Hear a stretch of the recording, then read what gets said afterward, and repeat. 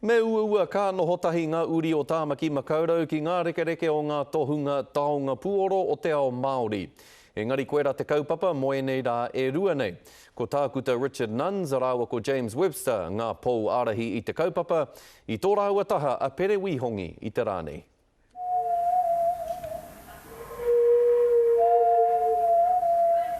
Ko te reo o hine rau ka tauri tērā i rere ki ngā tōpito o te motu. Tikanga o te hui nei, ki te whangai ati te iwi, ki ngā tangata ahakoa kuwai, ngā taonga puoro.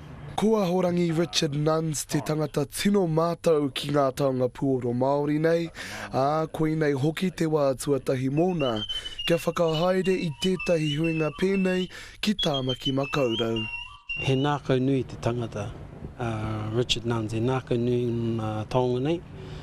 I te mohana kua tīmata i wana huarahi, e pāna ngā taonga puoro ki te taha hirinima.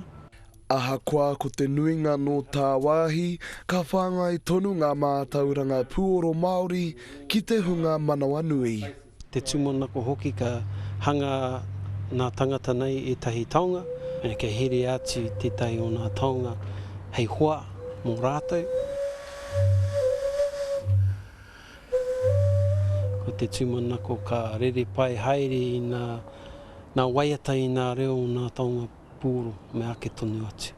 Hei te otinga o te hui nei, ka whakatauria te tokorua ko te whia te taone ka patua e rāua i ngā rangi e haere mai nei.